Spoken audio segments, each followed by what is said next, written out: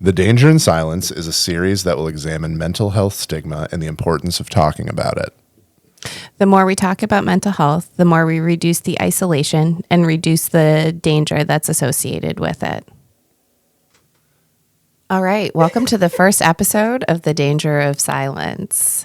In our introduction, you heard that we were going to be talking about mental health, really just trying to normalize the conversations and really decrease the stigma and decrease the danger that's associated with mental health challenges.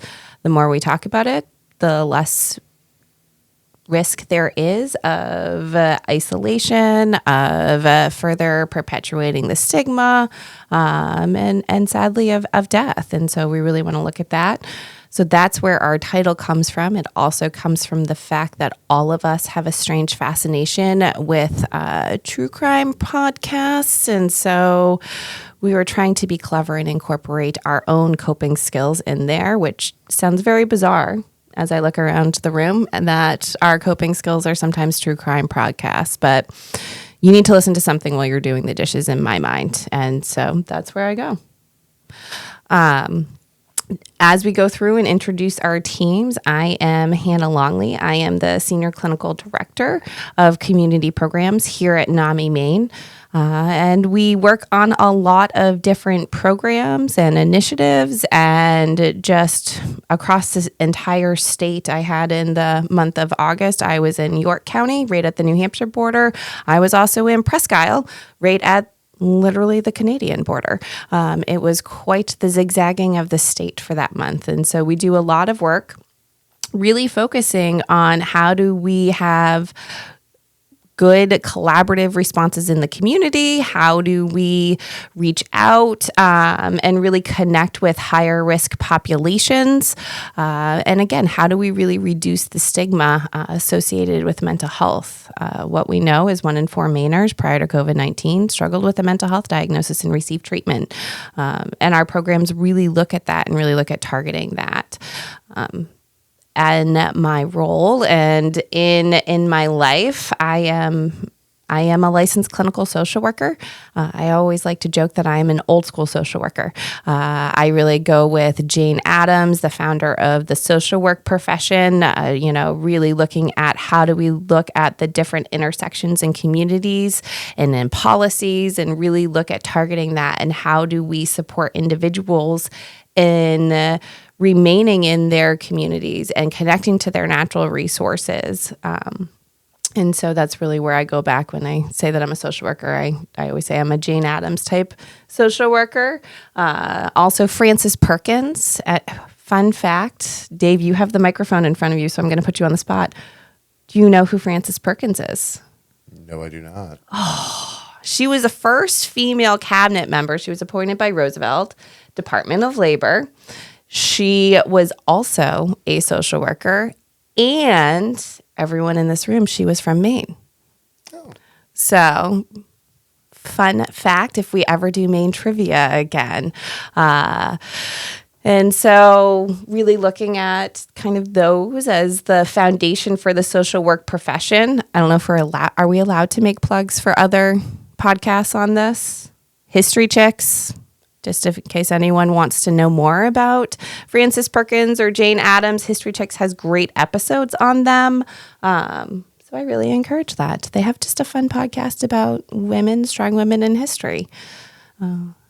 So I am really passionate about this work just because of my background. I worked in crisis systems and crisis services for a really long time.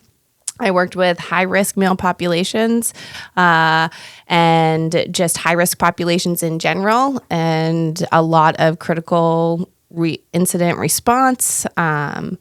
And that's really my background. I started out as a social worker, and I think like most social workers, I was going to work with kids, and then it kind of evolved over time.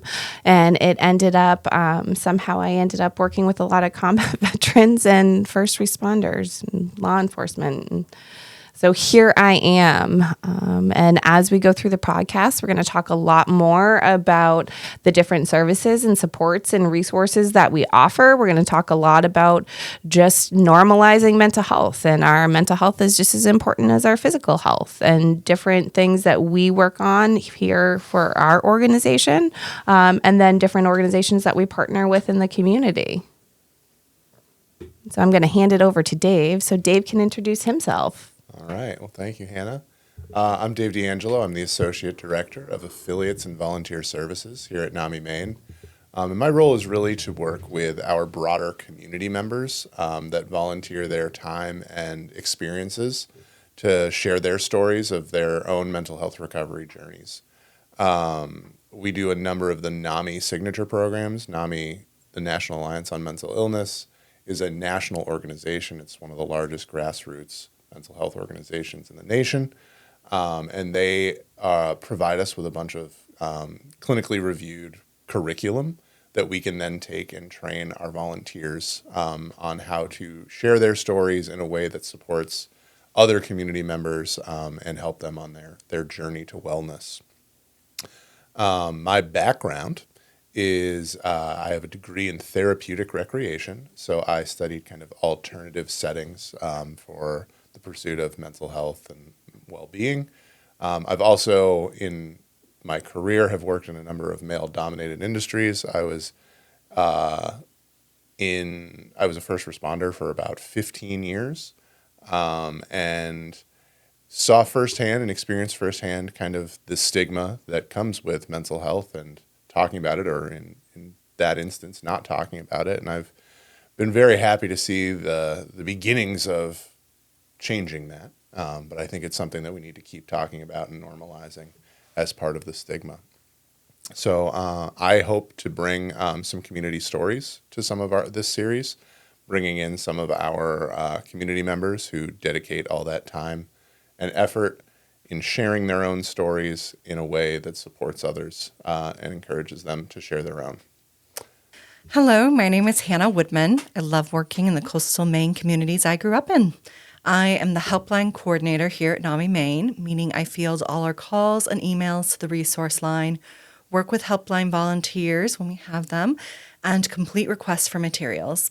I am a big believer in helplines, having volunteered through my 20s on my local 24/7 domestic violence helpline, and later working as an advocate for our regional sexual assault support services agency. As a rural advocate, I provided support 24/7 on the helpline, as well as in person at many different levels to people across Knox and Waldo counties. I've also worked in patient relations for hospitals and been an organic bulk buyer at one of the country's last remaining working member food cooperatives. So in short, I love my community and I'm passionate about working with the people who make this place so special. NAMI's message is important to me because mental health impacts us all. Living in a small community, I saw many people struggle with finding services, dealing with depression and the stigma around getting help, and saw some truly amazing people lost to suicide. On a personal level, I never met my grandfather because he died by suicide before my birth, after years of trying to find help at a time when we just didn't have the knowledge available that we do now. NAMI is important to me because every person is worthy of care and support. They deserve to have their needs met, find help through tough times, and find joy in recovery. No one should feel alone in these struggles so many of us deal with. What I want to share with our audience is the message: you are not alone in this, and there are people who want to help. It takes time, but there is so much hope for recovery. Be patient with yourself and be proud of the work you do to support your mental health. And now I would like to pass it over to our wonderful Tori. Excuse me. Well, I don't have as much as everybody else. So my name is Tori Tracy, and I am the manager of adult education here at NAMI Maine. I've been with NAMI for about 2.5 years after retiring from a 25-year career in law enforcement. I've also just recently became a certified and licensed EMT in the state of Maine. So as you probably could guess, I'm a big, love my first responders. I'm also a mother of 2 adult children, my boys. I have one that is in the military, and I have one that is in law enforcement. And with that kind of comes with my passion. Love my first responders. Working here enables me to work on getting rid of the stigma behind needing to get some help and not feeling probably the best with some of the things that first responders go through. So that is why I am here, and I'm happy to be here and looking forward to reaching out to all of you. And with that, I am going to pass it to Devon. Hi, I am Devon Gross. I am the coordinator of adult education here at NAMI. I work with many different programs that we're involved in, and they all do incredible work. I am very, very passionate about our advocacy work at the State House. I also really love using our data from our many different programs in order to work on our policies and be able to make change. Seeing the data shows the clear picture of what is going on and really helps with those policies and making that change. So I am really passionate about working at NAMI because I have years of lived experience through my own personal mental health recovery journey. I've been working on my mental health for many, many years, but I know a lot of people are just beginning their recovery journey or they don't have any experience at all with mental health. I share my story to help inspire and create hope for other people. No matter everyone's life experiences, everyone has an interaction with mental health. I also just enjoy teaching people about my own personal experiences and other experiences that I have been involved in. I'm excited to be working to fight stigma on this podcast. Stigma stops so many people from being able to get the life that they deserve. I have been able to see firsthand the impact that our work at NAMI has had on so many different people.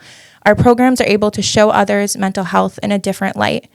Through the education we do, we are able to work with many different communities and make a big impact in many different ways with many different people.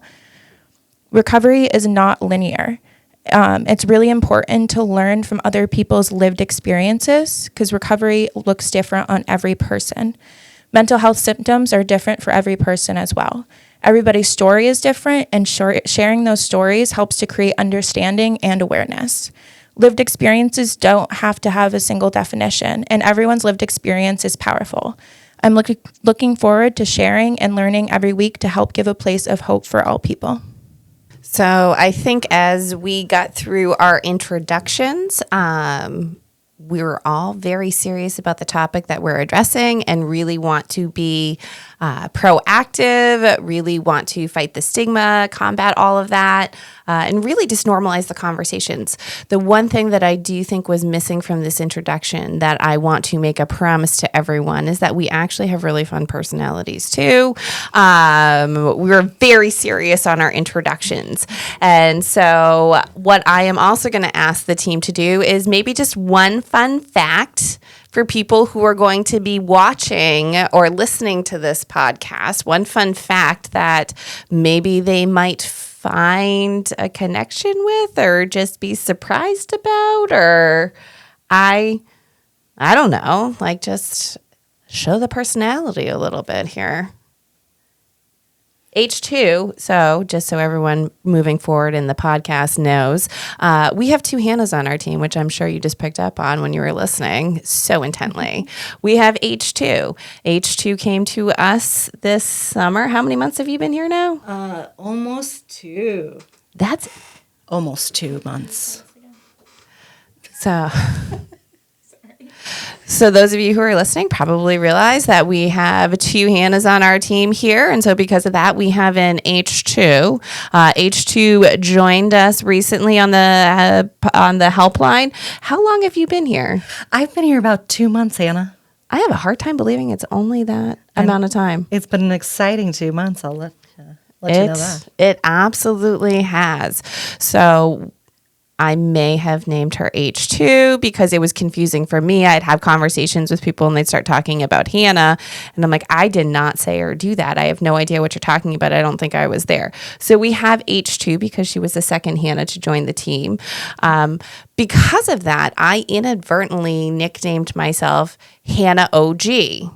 Now, Hannah OG was shortened from H2 to HOG. So within the organization, I have unintentionally named myself Hog, which is, I guess, my fun fact now that I gave myself not the best nickname. Did not think it through. Did think Hannah OG or HOG sounded really cool in the moment. So there's the fun fact about Hog here. H2, what are your thoughts? You got a fun fact? I have tons of fun facts.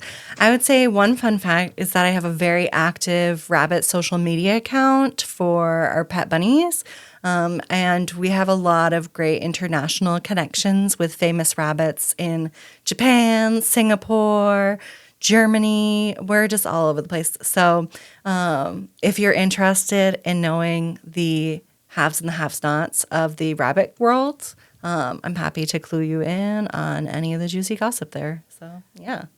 That is perhaps the most fun fact I had no idea about that. How did I miss? I knew about your bunnies and I knew how amazing they were. I'm very serious about these rabbits, but they are incredibly cool. And yeah, if you want to ever get holiday cards from my rabbits, we do an open sign up for anyone internationally or domestically. So here on our team, we are very passionate about our animals. We actually were discussing doing an animal calendar as a fundraiser for the organization. That's still in kind of development and really probably not going to happen, but it was fun in our heads. And so just so you have an idea of things to come and what to expect is that animals really have a lot of therapeutic benefits. They really do. There's science behind them helping with positive mental health and improving mental health. So something to look forward to on our episodes later.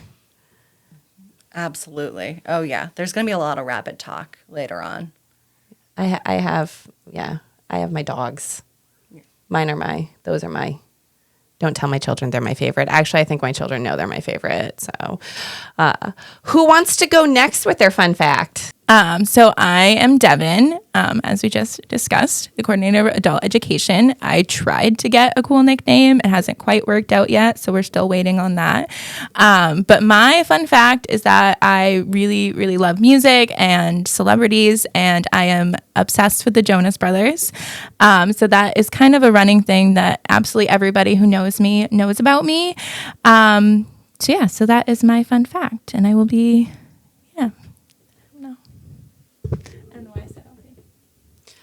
I thought we settled on Dev Dog. Did we settle? I liked Dev Dog. Is that not what we're doing? I'm down for it. Okay. Was there other suggestions for her nickname? Dev Leopard. Oh, that's right. Dev Leopard. That is another good one. Maybe for all you listeners, if you want to vote on, is it Dev Dog or Dev Leopard for Devon's new nickname in our office? Dave, I don't think we've come up with one for you yet either. It's one of the advantages of being one of the few people that identifies as a male in the office is we don't need nicknames because none of us have the same name. Wait, isn't there another Dave? Absolutely. We do have two Daves. Ambrose, cut that out. Absolutely not. We are keeping that in, and I hope all of you enjoy the fact that Dave forgot that there is actually two Daves here in this office. So Dave does need a nickname. For those of you listening, if you would like to make some suggestions, we are open to them. Dave! Sorry, that's my nickname. Oh my. Do you have a fun fact? I mean, what isn't fun about me? But I have 3 kids. That's sort of fun. And a dog. Depending on fun some days. I would say, depending on the day, kids are the fun. The day, the hour. It can be exhausting. We're going to have another fun episode about maybe the stressors of parenting and how to cope and just normalize that is also That is a very thing. stressful. Absolutely. I think my fun fact is I lived off the grid for 2 years. We did not, my now wife and I did not have electricity. And we also worked for a major tech company, which was a really fun kind of juxtaposition. So, yeah, that is my fun fact. Quite the ironic fun fact. Yeah, it was very convenient. We were able to charge everything at work and things like that. But yeah, it was more out of affordability than anything else. But that's how we found ourselves in Maine, was off the grid. It was a wonderful experience. Before children. Wouldn't have worked with children. Although, kudos to you if you do it. I don't think I have any fun facts, really, that anybody would be interested in. You have amazing stories. So Stories and fun facts are two totally different things when it comes to me. okay. I don't know.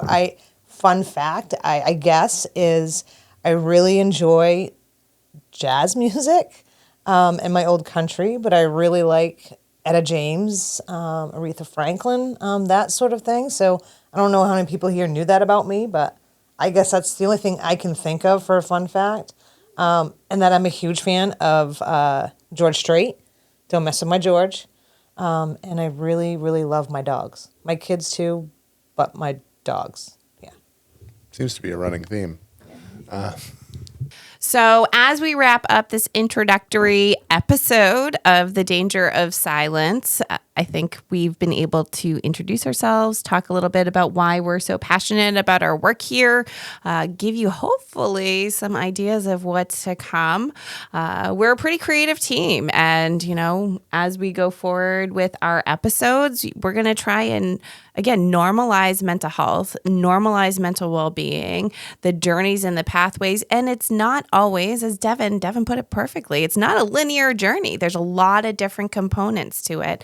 And we're going to talk about a lot of different things that we can do just to improve our mental health in our day-to-day life. And so I hope you enjoyed this first episode, this little first segment. I am going to encourage you, go to the History Chicks, read up, or actually it's not read up, listen to Frances Perkins and Jane Addams, get an idea about social work, because I am like, woohoo. That and a Maine woman. Maine woman was the first cabinet member, and she was a social worker. Welcome to our programs, and we can't wait to talk to you some more.